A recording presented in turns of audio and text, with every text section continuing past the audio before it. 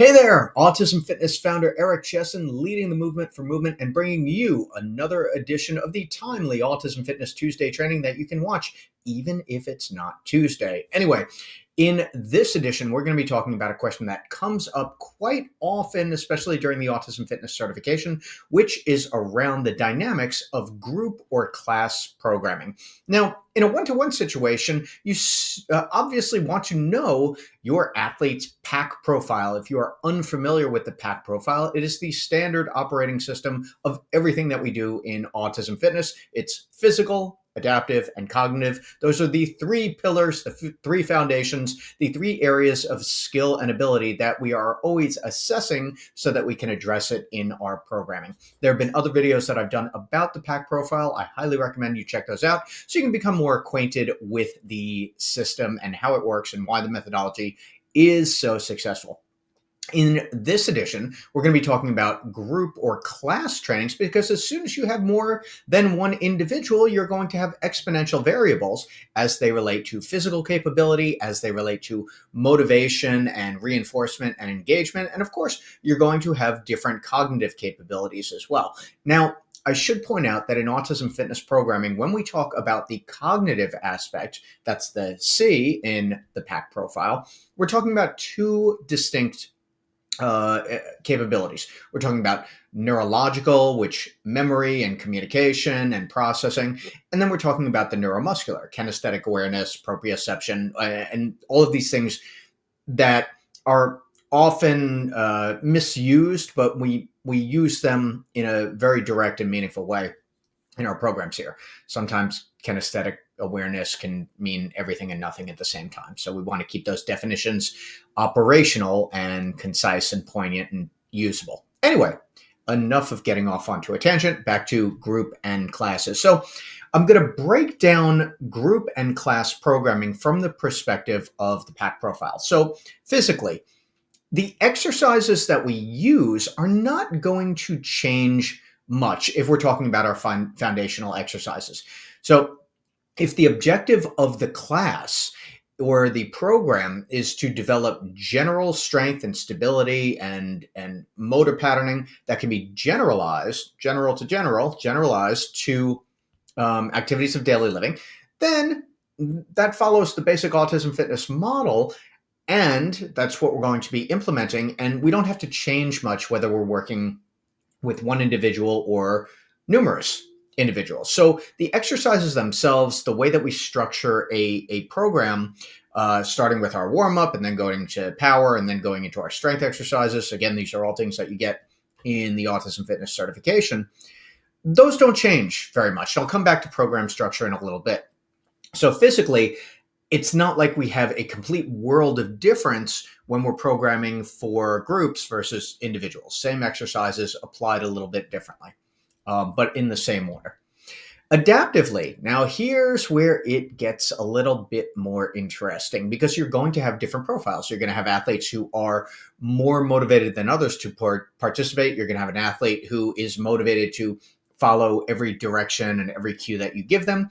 And then you're going to have athletes who, on a sliding scale, less so. You can have athletes who become easily distracted or easily disengaged from the situation. You have athletes who have some prominent behavioral considerations sometimes. And then you can have athletes who just simply get dysregulated easily. And we want to take that into account because we want things moving at all times. So we want to know the athletes who are in the program so that we can make it make sense and work for them, not have to work in competition with different athlete adaptive profiles. It's something that we want to build into our coaching, into our programming so that it works for everybody.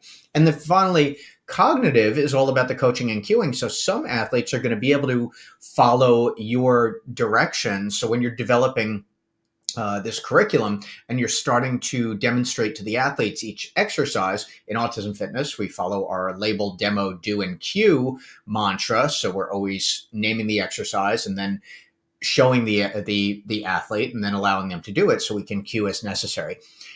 We're going to have different athlete profiles as they relate to cognitive functioning. So we're going to have some athletes who they get it immediately, and other athletes who need a lengthy amount of prompting or cueing in order to become independent with that particular exercise. That's going to vary in any group as well, even with the same athlete. So you can have an athlete who is completely independent with a push throw or a sandbell slam, but that athlete also needs a modification or different cueing on a squat or on a band row or on a band pull down. So even within athlete to athlete, you can have one athlete who needs a modified version of an exercise in one scenario, but is completely independent in a different scenario. Again, this is why we want to assess, and you can assess groups at the same time. Just takes a little bit more effort, and it takes a little bit longer to get the assessment process done completely, but it can be done. Maybe if you're always working with a group and you can't pull each student or each athlete out independently to assess their skills with every single exercise, it takes 2 or 3 or 4, maybe even 5 sessions to get that full assessment done, but it is still doable. All right. So let's go into programming now, and then we'll go into adaptive and cognitive support.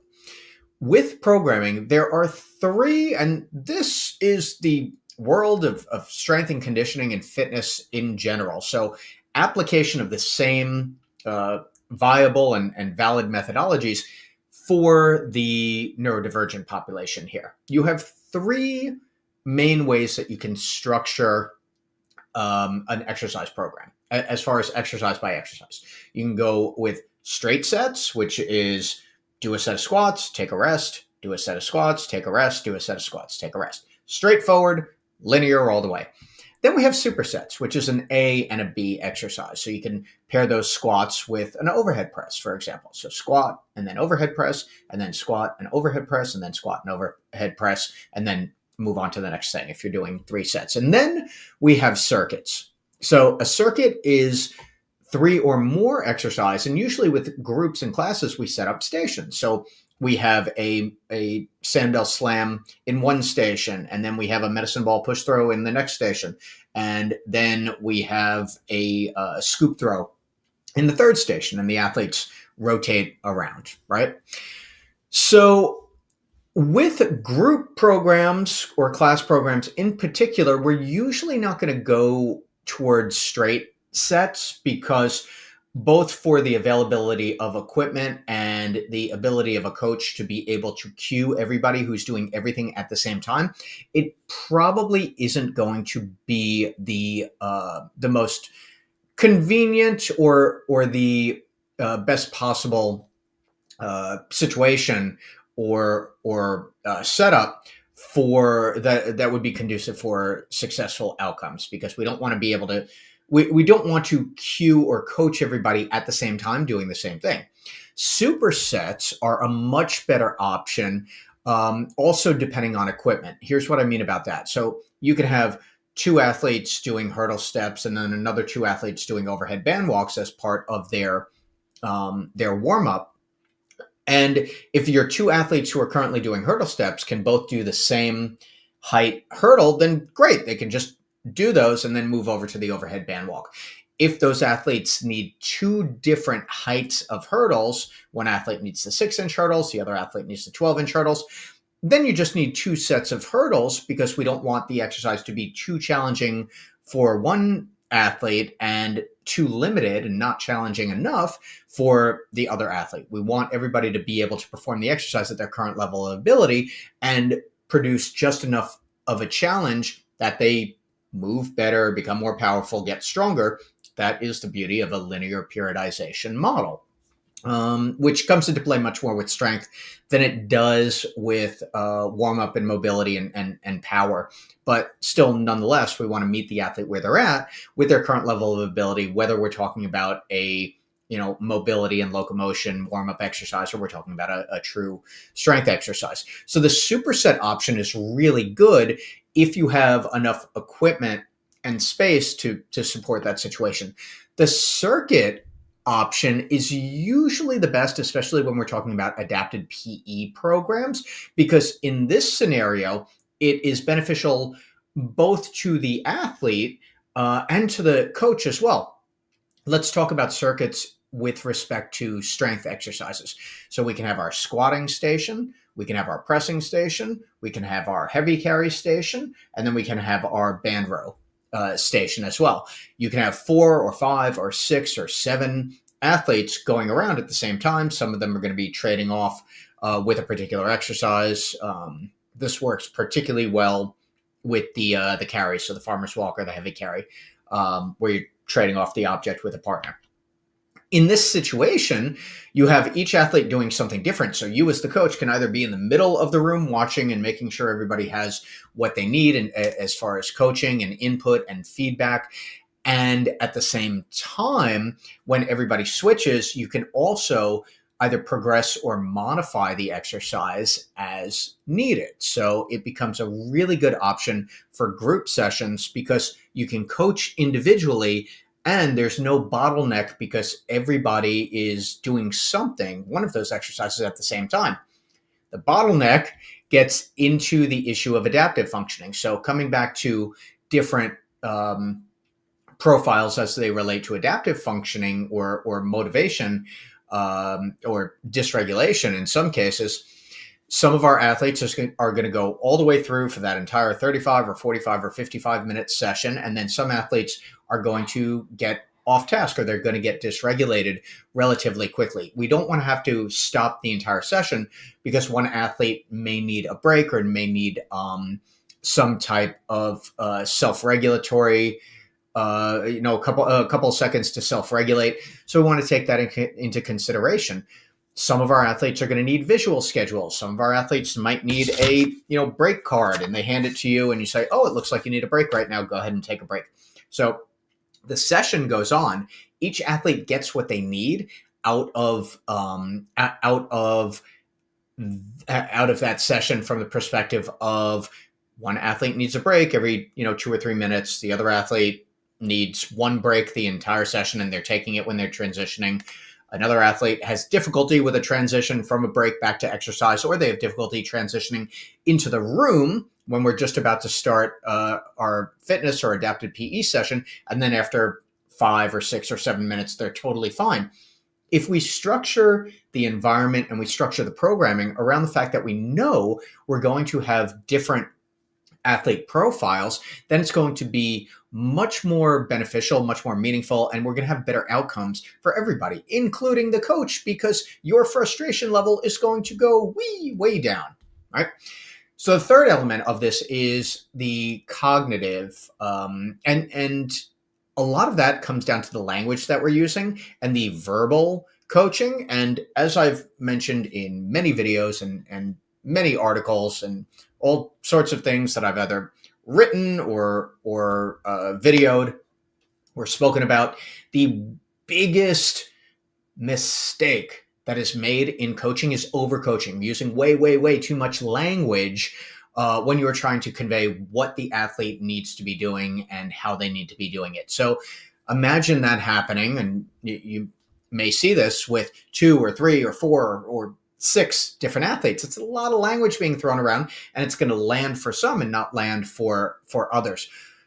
When we are coaching a group, we really want to strive to be concise in our verbal direction and a lot more demonstration, whether it's mirror prompting or whether we are guiding an athlete through an exercise.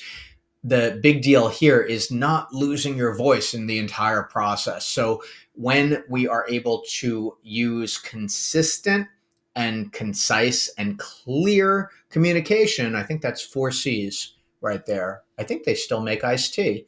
Anyway, segue back to the point. When we are using communication that works for each individual, then it saves us a lot of time and effort and frustration. And the more we demonstrate, the more the athlete has a visual for what the exercise is and what they need to do.